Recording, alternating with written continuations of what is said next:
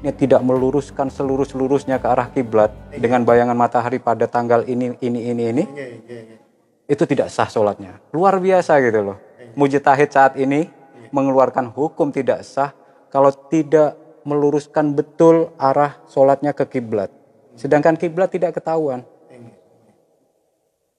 Kita boleh tidak Masjidil Haram, sudah tahu dengan kepala mata kita sendiri, mata telanjang itu adalah Ka'bah, ya itu harus dihadapin. Artinya menghadapkan wajah kita, menghadapkan dada kita itu ke Ka'bah. Tapi kalau jauh, bagaimanapun semua arah itu miliknya Allah. Fawallu wujuhakum satrul Masjidil Haram. Al-yakinu bil qurbi wadh-dhannu bil bu'di. Jadi kalau jarak jauh itu boleh pakai dzon. Yang penting ke barat udah cukup.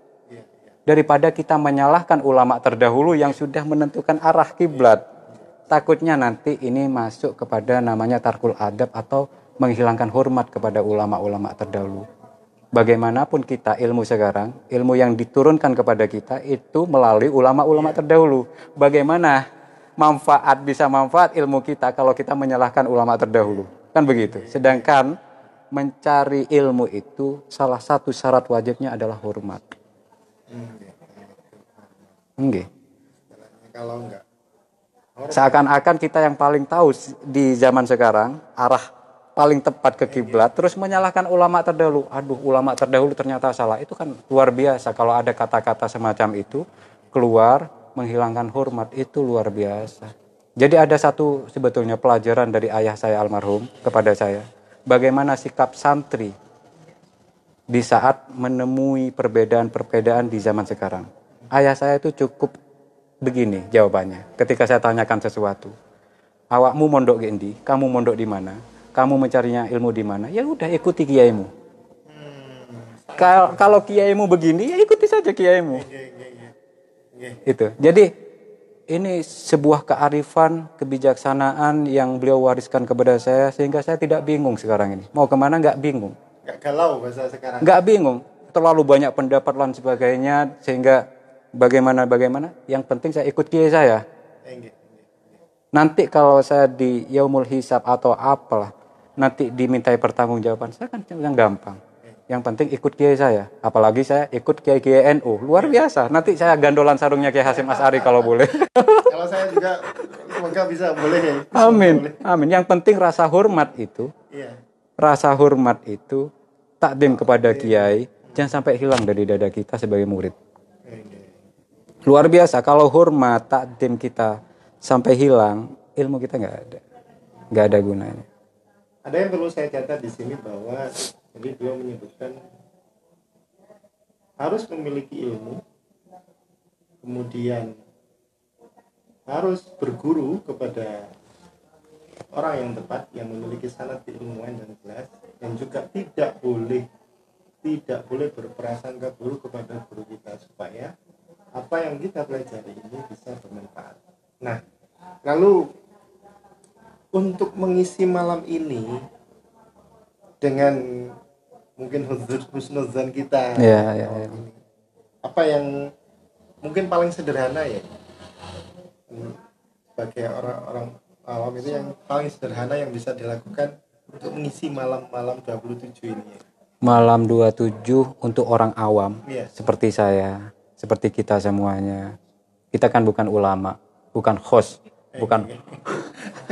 bukan yang lebih istimewa. Apalagi saya. Jadi lebih baik kita berdoa yang terbaik untuk kita. Iman, Islam mudah-mudahan tetap ada di dalam hati kita. Ekonomi mudah-mudahan kita ini melimpah, dicukupi oleh Allah. Hutang-hutang semuanya dilunaskan oleh Allah. Siapa yang tidak haji dihajikan.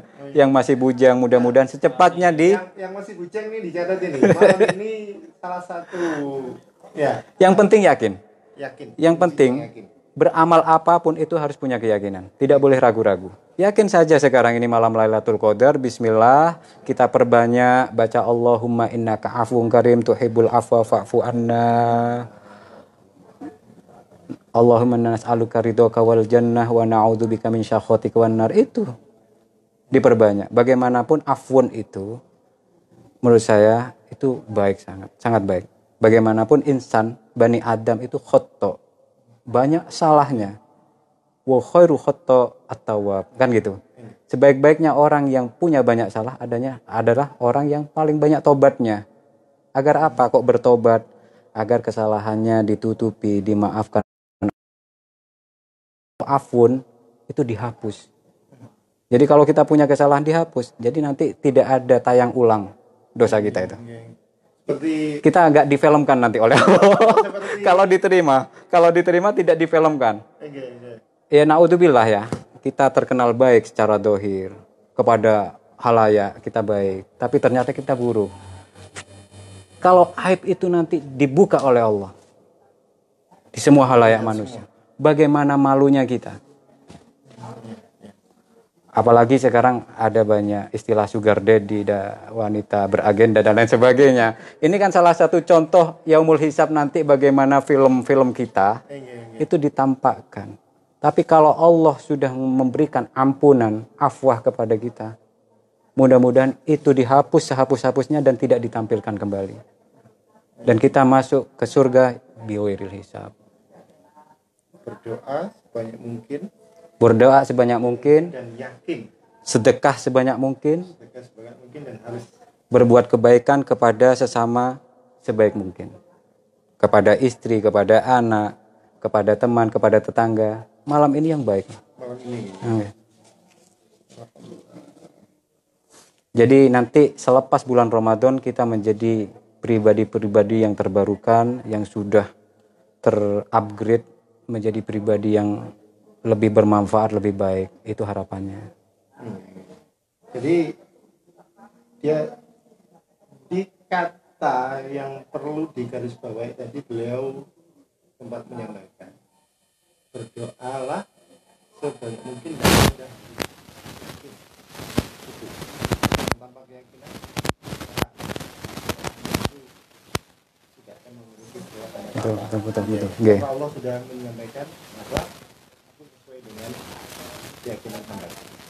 Nah, di situasi seperti sekarang ini, ketika kita itu ada sering terjadi begini sekarang. Karena situasi COVID ini, ada statement dari beberapa orang itu, sudahlah, apa sih kita banyak sedekah, toh untuk kita sendiri saja nggak cukup. Untuk sendiri saja tidak cukup, apalagi untuk sedekah. Tapi ketika di televisi itu kemarin ada tayangan, malah banyak sekali yang berburu baju baru. Untuk menghilangkan paradigma begitu itu, sedekah itu apalagi di malam 27 ini, apa masa harus nunggu kita itu cukup dulu ya baru sedekah? Atau sedekah itu akan mendatangkan kecukupan bagi kita? Bagaimana ini? Ada rumus yang tidak masuk akal di era modern sekarang ini. Iya. Mengeluarkan tapi semakin bertambah. Mengeluarkan tapi bertambah. Bertambah. Mengeluarkan semakin bertambah. Jadi apapun harta kita, kalau kita niati sedekah untuk mencari ridhonya Allah, itu sudah dijanjikan tidak akan berkurang, bahkan akan bertambah. Dan kehebatan sedekah lagi tatfaul bala. Tatfaul bala. Jadi dengan sedekah itu, bala itu bisa tertolak, bisa dihindari. Kita sudah berdoa malam ini, bersedekah ke istri, ke anak malam ini yang terbaik, ke tetangga malam ini juga yang terbaik. Mudah-mudahan dengan iman dan mencari keridhaan Allah, kita benar-benar akan dikasihkan oleh Allah apa yang kita harapkan. Bahkan di luar harapan kita, jauh lebih baik dari harapan kita. Mudah-mudahan ke depan setelah Ramadan ini kita menjadi pribadi-pribadi yang luar biasa terbarukan dan bermanfaat untuk masyarakat. Jadi sedekah itu rumusnya memang tidak masuk akal. Banyak orang dengan sedekah dia jadi kaya. Orang tidak bersedekah bangkrut. Dan luar biasanya dengan adanya COVID saat ini di Indonesia, luar biasanya gotong royong satu dengan yang lainnya, saling berbagi sedekah dan lain sebagainya. Budaya yang seperti inilah yang menyelamatkan bangsa Indonesia dari bankrupt. Jadi ada ketahanan mental kita sebagai bangsa, ketahanan kita menghadapi apapun isu-isu terbarukan, sehingga kita tetap sebagai bangsa yang tersatukan, yang selalu dilandasi dengan gotong royong. Dan itu kearifan orang-orang terdahulu yang harus kita lestarikan.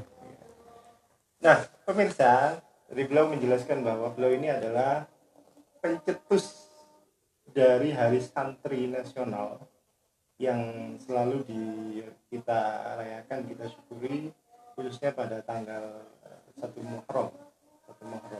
Nah, tadi beliau menyampaikan bahwa bersedekahlah. Siapa tahu dengan sedekah yang kita keluarkan itu, COVID-19 ini bisa segera diangkat oleh Allah Subhanahu wa taala.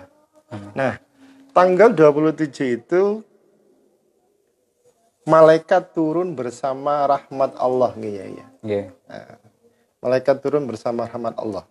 Itu apakah maksudnya itu rahmat hanya untuk orang yang berdoa saja, ataukah untuk semua manusia? Semuanya. Semua manusia. Iya, awaluhu rahmah wa ausatuhu maghfirah wa akhiru itqum minnar.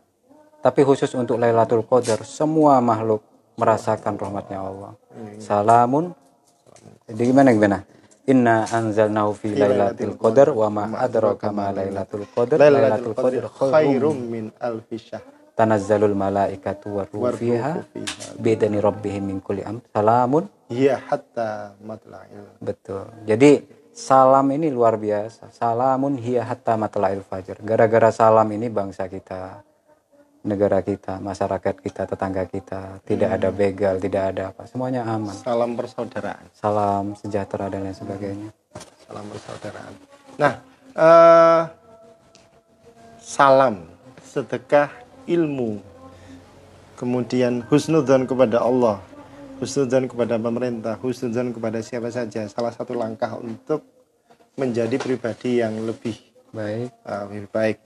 Nah, kalau bicara tentang Lailatul Qadar, apa ya ciri-ciri dari Lailatul Qadar itu sendiri? Kalau ini mungkin Lailatul Qadar dari ciri-ciri alam. Okay. Kalau saya sendiri belum pernah merasakan. Tapi saya mengutip pendapatnya ulama. Salah satu cirinya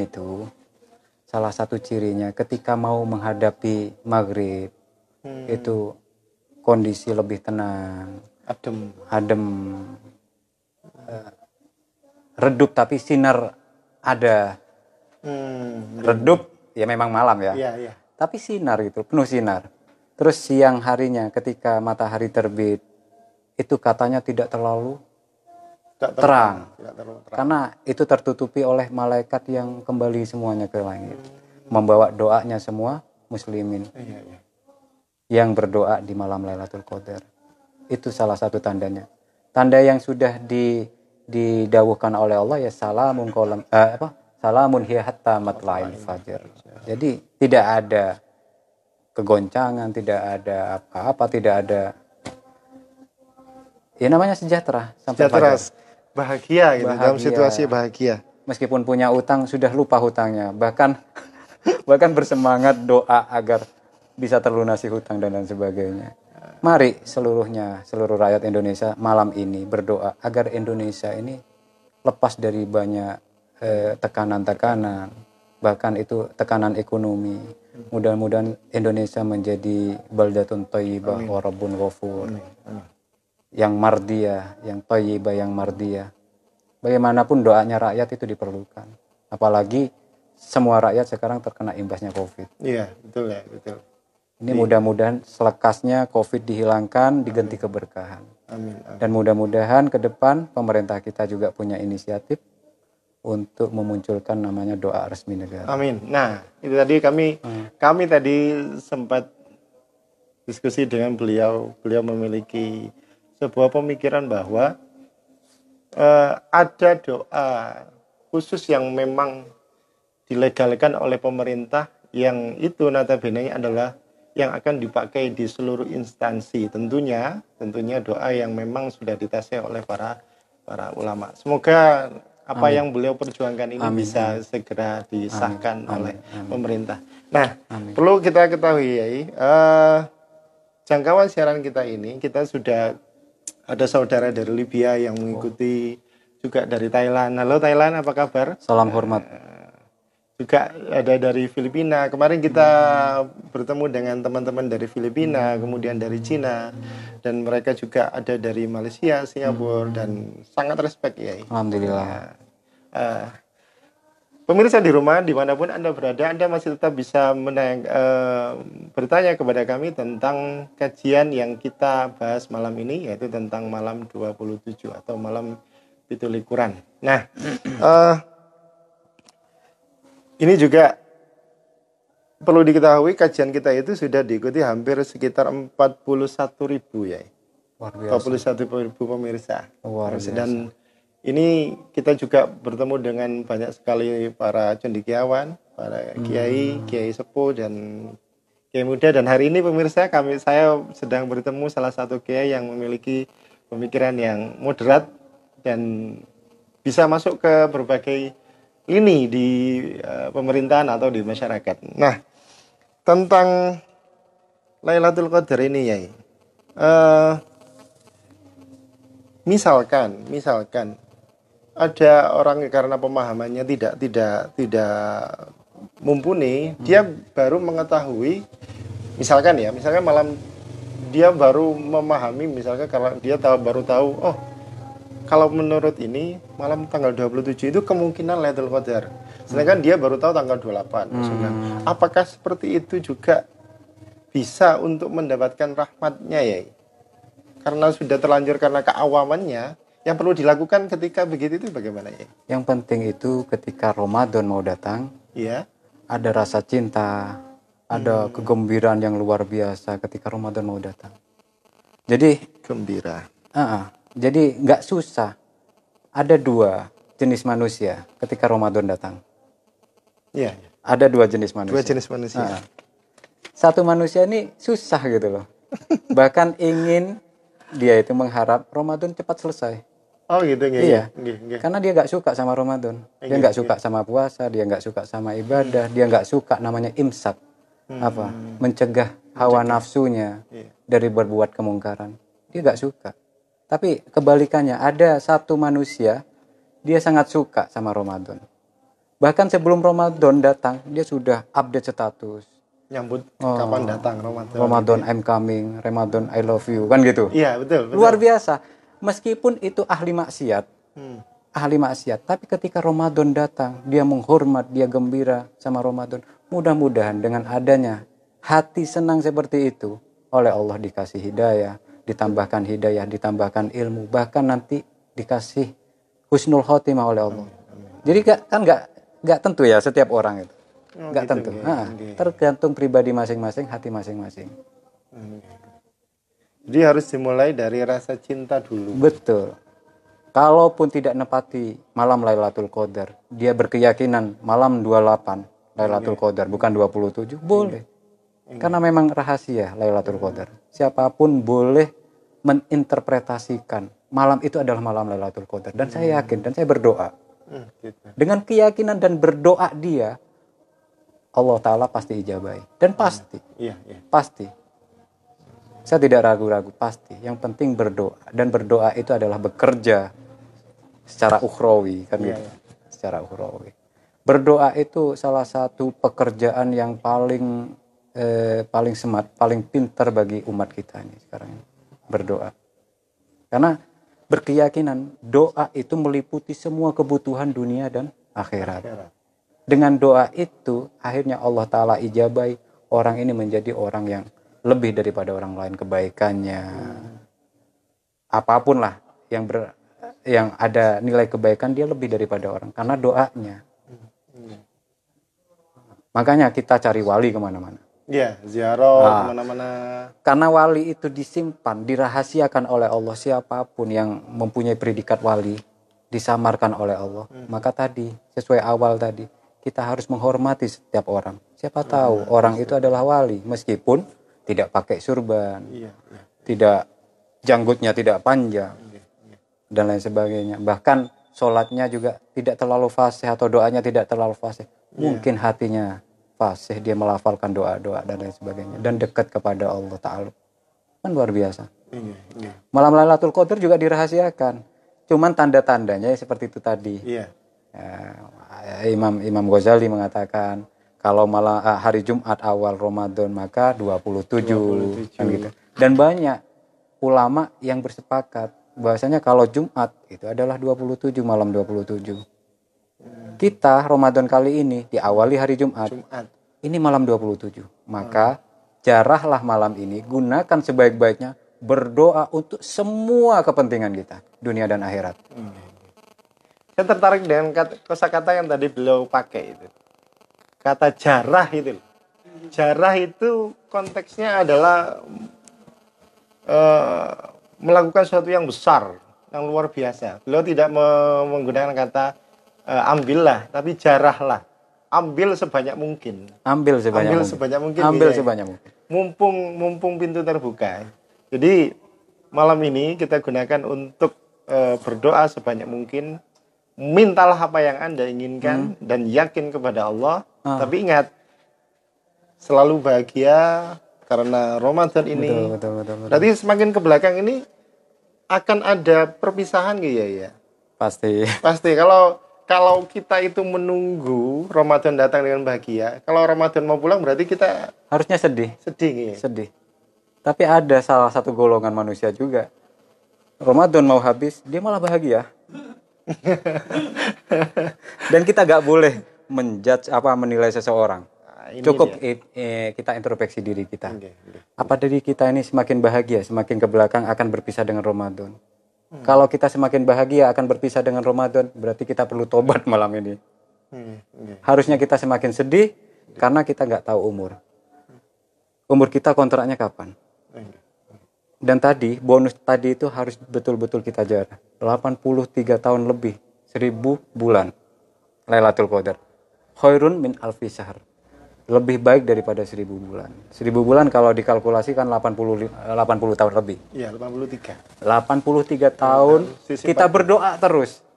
Iya. Ada dulu kan ada yang namanya Sam'un. Oh iya. Sam'un itu berperang terus. Sehingga cemburu. Para sahabat ini bagaimana caranya agar bisa seperti Sam'un. Berperang fisabilillah. Ya itu akhirnya dikasih namanya Lailatul Qadar gitu. Kalau bahasa orang sekarang Samson gitu ya. Disebut nama Samson ya. Samson. Pakai pedangnya dari tulang unta. Betul. Tulang unta. Jadi malam ini monggo berdoa. Kalau nggak bisa bahasa Arab, pakai bahasa ibu. Boleh ya ini? Boleh ya. Boleh. Yang penting kita yakin setiap apa yang kita doakan itu dijabah oleh Allah. Dan kita yakin Lailatul Qadar itu ada. Dan mudah-mudahan saat ini Lailatul Qadar. Dan mudah-mudahan kita menjadi terbaik dalam menghadapi Lailatul Qadar. Bisa gunakan bahasa yang Anda yakini. Kalau Anda tidak bisa pakai bahasa Arab, pakai bahasa sesuai dengan bahasa Anda. Yang Madura pakai bahasa Madura, yang Jawa bisa pakai bahasa Jawa. Tapi ingat, harus yakin. Beliau berkata begitu, yakin kepada Allah, karena Allah akan memberikan apa yang kita doakan, dan itu pasti. Nah, untuk santri yang sekarang ini sedang liburan, mungkin yang sedang jauh dengan gurunya, yang tentunya biasanya kalau Ramadan Lebaran itu mereka akan datang dengan penuh cinta kepada gurunya. Apa yang perlu santri lakukannya, khususnya ketika COVID ini? Sebagai santri yang notabene-nya adalah para tanda kutip pasukannya NU untuk menyebarkan rasa cinta itu tadi, apa yang perlu dilakukan oleh santri ya? Sebagai panjenengan sebagai penggagas Hari Santri di Indonesia. Saya tidak akan bicara sebagai penggagas. Saya akan berbicara apa yang saya bicarakan kepada santri-santri saya sendiri. Saya cukup berpesan dua sebetulnya ketika mereka pulang kemarin ke rumah masing-masing. Dua ini jangan sampai ditinggalkan. Yaitu sholat dan orang tua. Sholat. Jadi dalam satu hari ada 5 sholat yang wajib kita laksanakan. Santri nggak boleh melupakan sholat. Orang tua juga. Karena orang tua apalagi ibu itu wali yang kelihatan. Minta doa kepada ibu, minta doa kepada bapak. Itu sebagaimana umat minta doa kepada nabinya.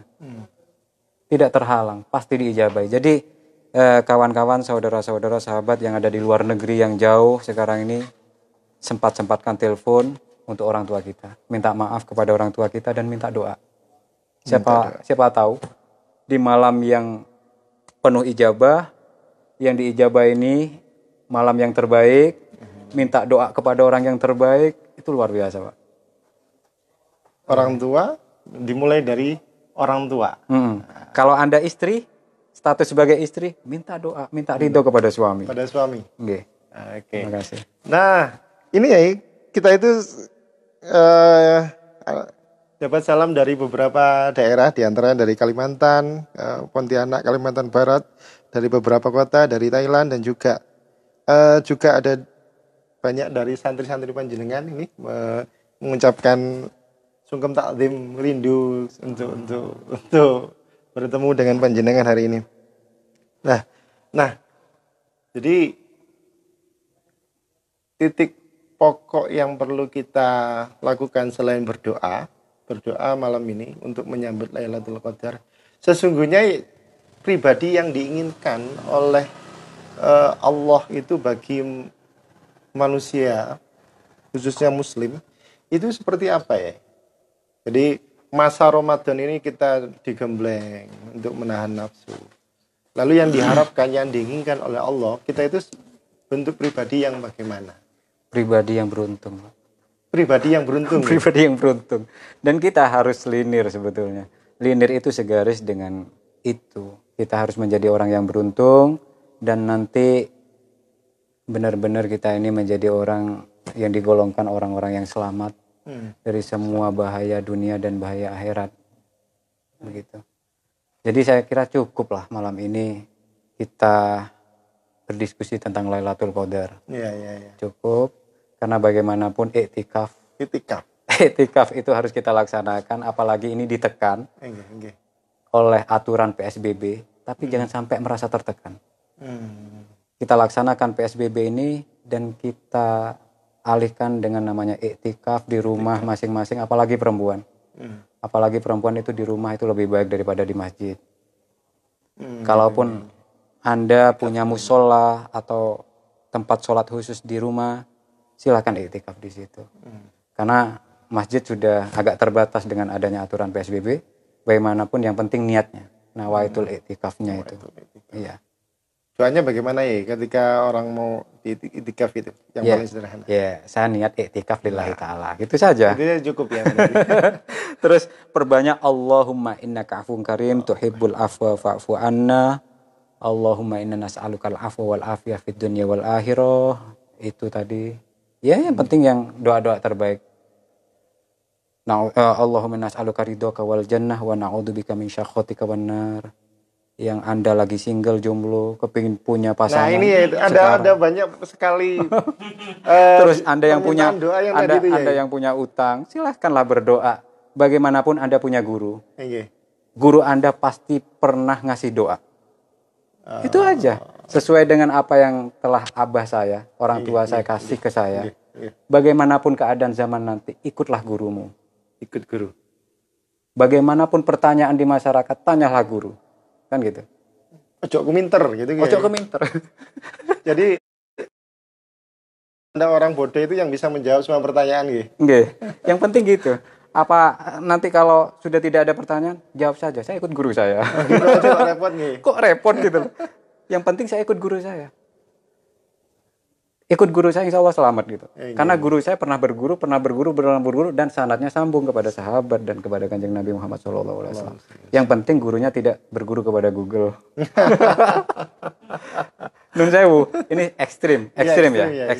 Merokok saya, kenapa merokok? Karena guru saya dulu merokok. Iya. Gitu saja. Ya saya berharap santri saya tidak merokok gitu. Santri saya tidak merokok. Mudah-mudahan mereka save uangnya untuk investasi yang lebih bermanfaat. Gitu saja. Bagaimana hukumnya? Saya nggak berani mengharamkan. Kalau mengharamkan nanti menjelekkan guru saya.